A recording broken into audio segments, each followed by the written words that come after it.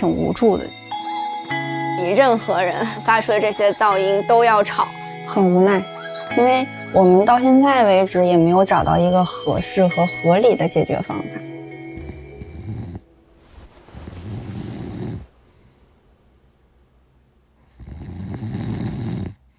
小琴的这个呼噜声吧，比较杂乱无章，就一会儿大一会儿小，一会儿有一会儿没有的。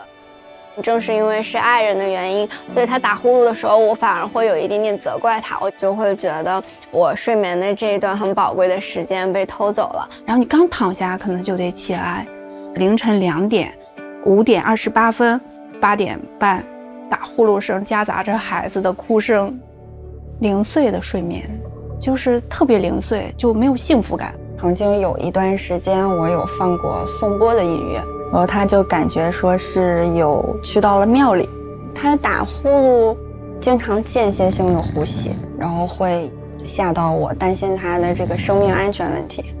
感情生活也好，还是睡眠生活也好，都是一种煎熬。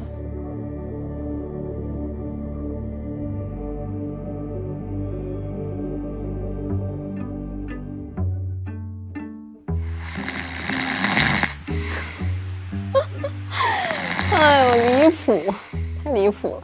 这是我人生中倒数非常尴尬前30刻。哎，搞笑了，确实。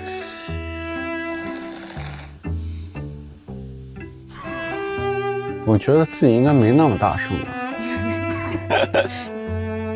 我也跟他很坦诚讲，就说我一个要命的问题，就是我睡觉打呼，我这打呼还挺响的。然后呢，他当时还安慰我说，哎，没关系，谁不打呼啊？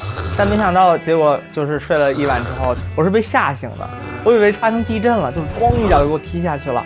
对，所以后来就光荣的成为了一个厅长、客厅长这样子。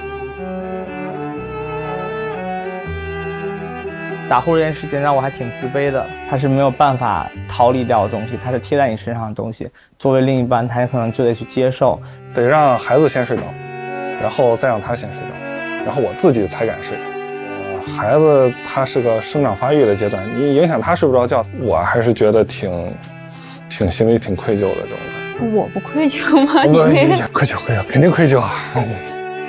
心里就觉得必须得做出点改变，这肯定是。他爱你，才会去包容你。他是一个不善于表达的人，就是喜欢或者不喜欢他就不表达出来，尤其这个爱字这个字就很少说，就竖着耳朵听，然后时不时的手我就放到就是鼻孔看有没有气儿。开始的时候我也觉得这应该是个小事情，没有必要。其实是想堵住他的嘴，然后当时刚好出差嘛，出差是在西安嘛，西安那个第4军医大去检查。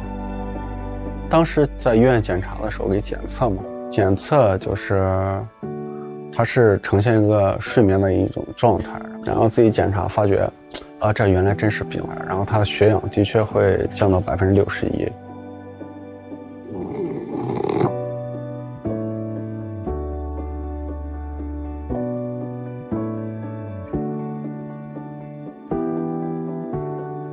虽然说我就是他一直在打扰，然后睡眠不太好，但是我感觉分开睡就不像一家人了。然后我们其实就是晚上是最幸福的时光，我们一家3口可以聊一聊。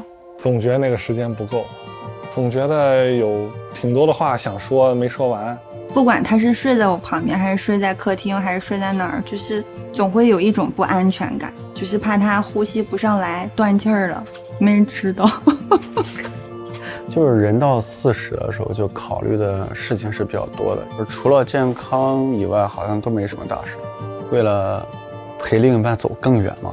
如果说我们2个可以一起探讨出一个解决办法，我们就一起去解决这个问题。就我不太会憋着。谁不想跟自己喜欢的人每天都睡在一起呢？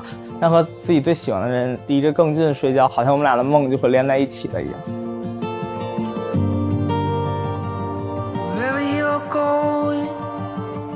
Wherever you've been, follow you until the end. Follow you.